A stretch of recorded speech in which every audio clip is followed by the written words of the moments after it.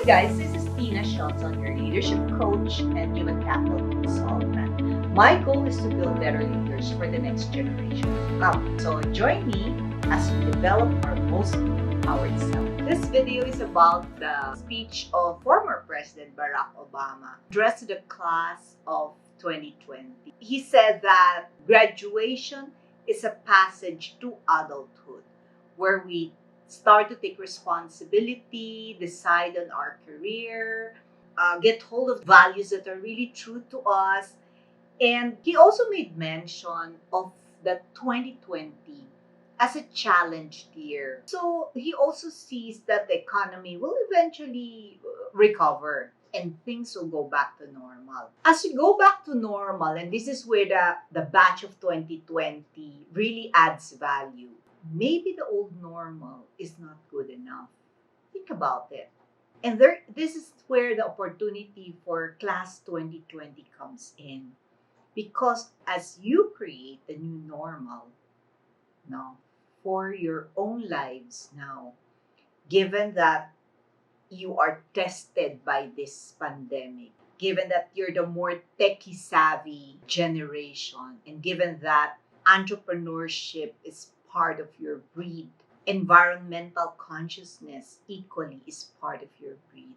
Think and listen on the top three reminders and pieces of advice that former President Barack Obama gave us. Let's look at this. Congratulations to the class of 2020. Thank you. Some of you have graduated already. Some of you still have finals. All of you should be very proud. Graduation is a big achievement under any circumstances. Yours comes as the world is turned upside down by a pandemic. Now, even if we can't all gather in person, I want you to remember that a graduation ceremony doesn't celebrate just a moment in time. It's the culmination of all your years of learning about the world and about yourself. The friends and family who supported you every step of the way, they aren't celebrating a piece of paper. They're celebrating you, how you've grown, the challenges you've overcome, and the experiences you've shared. So, a graduation ceremony is a celebration not only of your achievement, but your journey together with your families and friends. This is nice. You can see that love in all the amazing ways that families have come up with their own at-home graduation. As was true for generations before you, graduation marks your final passage into adulthood, the time when you're expected to fully take charge of your life's direction. It's when you get to decide what's important to you, the career you Graduation marks the pivot where you get to decide what particular direction do you want for yourself, pursue, the values you want to live by, the values, who you want to build a family with. That can be intimidating even under normal who you want to be with. circumstances. And given the current state of things, let's face it, it can be downright scary. It's fair to say that your generation is graduating into a world that faces more profound challenges than any generation in decades. It can feel like everything's up for grabs right now. A lot of this uncertainty is the direct result of COVID-19. Yes. The 100,000 lives it's taken from us, the economic disruption it's caused. No one can say for sure how much longer the crisis will last. A lot of that will depend on the choices we make as a country. But, it will eventually end. Vaccines and treatments will emerge. The economy will begin to heal and life will start returning to normal. And you'll still have your whole life ahead of you. The thing is, class of 2020, what these past few weeks have also shown us is that the challenges we face go well beyond a virus, and that the old normal wasn't good enough. It wasn't working that well. I like that. The challenges we face now, class of 2020, goes beyond the virus. How do we make this new normal, which soon will be the future normal, really count? They remind us that we can't take things for granted. We have to work to make things better. They remind us that our individual We can take things for granted. We have to work to make things better. It cannot be just the government who's doing things right. It can't be just your parents who's trying to do things right. We have to own this. We have to be able to do Individual something well to make being things right. depend on the well being of the community that we live in. And it doesn't matter how much money you make if everyone around you is hungry and sick. Mm. It reminds you that our country and our democracy only function when we think not just about ourselves, but also The about each other. others. So, as scary and uncertain as these times may be, they are also a wake up call. And they're an incredible opportunity for your generation. Because you don't have to accept what was considered normal before. You don't have to accept the world as it is. You can make it into the world as it should be and could be. You can create a new normal, one that is fairer and gives everybody opportunity Yeah. and treats everyone equally and builds bridges between people instead of dividing them. You are the CEO of the future, meaning you can create a life better than how you have learned to live it. We can emerge from our current circumstances stronger than before, better than before. Better. But as has always been true at key moments in history, it's going to depend on young people like you to go out there and rewrite what is possible. I'll admit Sorry, that lost it. it's a little unfair to lay such a heavy burden on you. I wish that my generation had done more to solve some of our country's big problems, so you didn't have to. But the good news is that I know you're up to the challenge. You are the best educated generation in history, and a whole lot more technologically savvy. You've been exposed to more knowledge and perspectives than my generation ever was. You're more tolerant and empathetic, entrepreneurial, environmentally conscious. Even before graduation, many of you have already started to make your mark, feeding the hungry, mentoring kids, Yeah. fighting racial You're more injustice, helping veterans, entrepreneurial. battling climate You're change. more And now, to see so savvy of many the of you participating in environment. peaceful protests, to see so many of you of every race and background raise up your voices on behalf of justice for all, well, it's been unbelievably inspiring. You make me optimistic about our future. So, as you prepare for the next stage of what I know will be a remarkable journey, I'll leave you with a few quick pieces of advice for what they're worth. First, do what you think is right, not just what's convenient or what's expected or what's easy. So do what you think is right, not only because it is convenient and easy. I remember this. This is maybe very old lessons in life. Do the hard right, then the easy wrong. We always say that. And I hear it again here, no? Being said to the class of 2020. Remember to do the hard right, not the easy wrong. While you have this time, think about the values that matter to you the most. Too many graduates who feel the pressure to immediately start running that race for success skip the step of asking themselves what's really Be important. guided by your And values. too often they end up as adults who only do what's good for them and say to heck with everybody else, and they end up not having a lot of meaningful relationships or not really feeling as if they made a serious contribution to the world. I hope that instead you decide to moor yourself in values that last, like responsibility, fairness, generosity, and respect for others. That will make you part of the solution instead of part of the problem. Be part of the solution rather than the problem.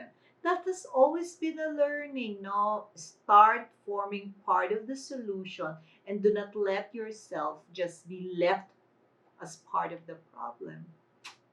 And if experience is any guide, it actually makes for a happier life. Second, listen to each other, respect Listen each to other, each other. and use all Respect that each critical other. thinking you've developed from your education to help promote the truth. You are the internet generation, and the social media Wait, listen, respect, promote the truth. Notice that he started with Listen. That's how important it is for young graduates and young leaders such as yourselves. No, learn how to listen and respect viewpoints. Media generation. It's not just how you shop or listen to music or watch videos. It's part of your social lives. It's the new town square where you all come together and meet. In many ways, it's been an amazing tool. In your pockets, you have access to more information than any group of people in history. Internet. It's allowed movements of like-minded people to mobilize on behalf of worthy causes. But what's become clear is that social media can also be a tool to spread conflict, division, and falsehoods, to bully people and promote hate.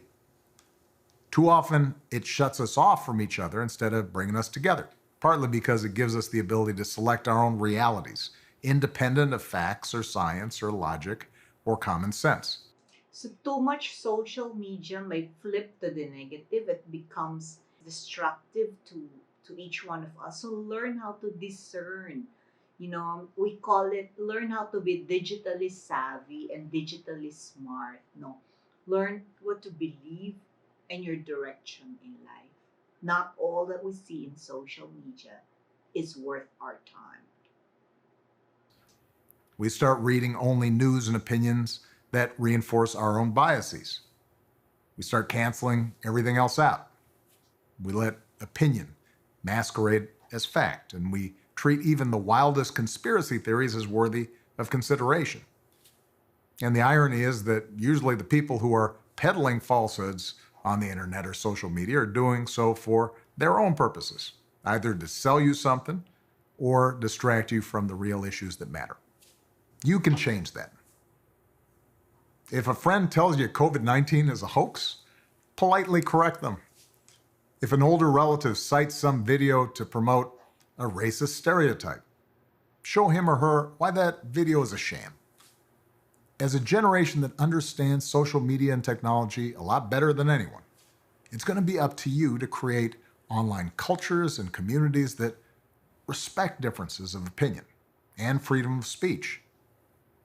So it's all up to you, graduates of 2020, how to create that social environment, online environment that would provide respect, that would provide inclusivity. But despite the fact that sometimes it allows us to only see what we want to see and hear what we want to hear, discern well what exactly is important for you to become better. And also restore the kind of honest, informed, fact-based debate that is the starting point for tackling the challenges we face. Finally, even if it all seems broken, have faith in our democracy. Participate and vote. Don't fall for the easy cynicism that says nothing can change, or that there's only one way to bring about change. In the midst of recent protests, I've noticed that there have been some debates among young people about how useful voting is compared to direct action and civil disobedience in ending discrimination in our society. The fact is, we don't have to choose, we need both. Peaceful protests and demonstrations are patriotic. They shine a light on injustice. They raise public awareness. They make the folks in charge uncomfortable in a way that's healthy. After all, we're a nation that was founded on protest. Eventually, though, your aspirations have to be translated into specific laws and institutional practices.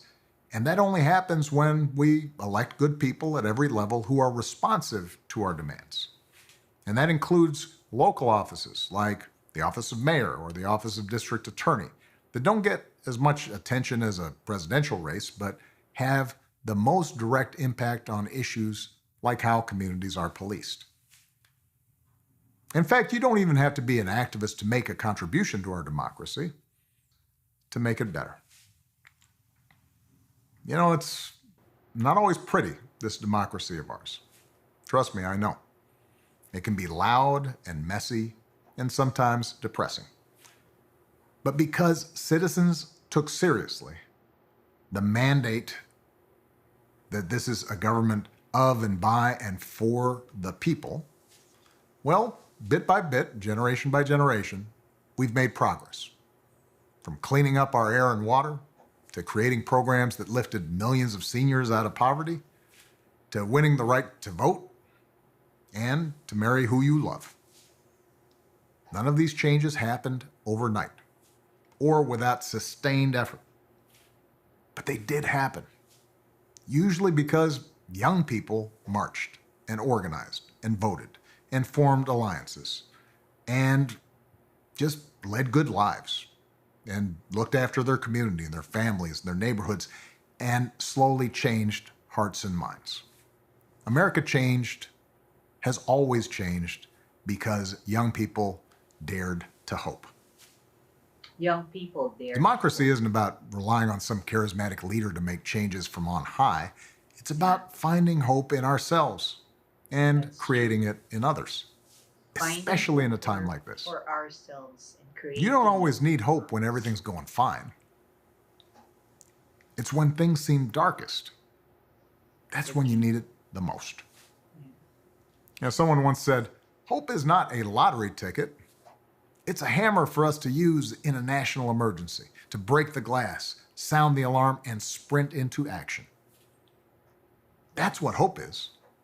It's not the blind faith that things will get better. It's the conviction that with effort and perseverance and hope is about taking action. When things get rough, you take the right action. That courage and a concern for others, things can get better. That remains the truest part of our American story. And if your generation sprints into action, it will still be true of America's future. Congratulations, class of 2020. Make it mean something and keep making us proud. Let me amplify the 3 pieces of advice that was given to the class of 2020. First, do what is right. There has always been an old saying, do the hard right and the easy wrong. So even former President Obama said that, do the right things, align your values, because these values that you learned from kindergarten are actually the values that will serve as anchor in your future decisions as professionals, leaders, entrepreneurs, even leaders of the country. Always settle that you form part of the solution and never settle forming part of the problem. That will make you different from the other graduates. Second, provide respect. Respect each other. Discernment. Make sure that you're able to discern what is right. Make sure that you're able to discern what is true from the information that you've gathered. Sometimes there are merely opinions, and sometimes opinions become perception. And perception, if not addressed, becomes reality to people. This could build fears in each one of us, fears inside you. Always remember that the best way to address fear is by facts and information. So make sure that your decisions are based on this 70% facts and information, 30% based on your democracy. I will not make this political, but I will echo that thing that he said about hope in yourselves and creating this hope in other people. He said that hope is about breakthroughs. Hope is about pursuing what is difficult, pursuing that breakthrough, and sounding that alarm so that you can create action on the part of people. And if that action means a sprint to action or a quick inertia or momentum to action, so be it. Hope you learned something.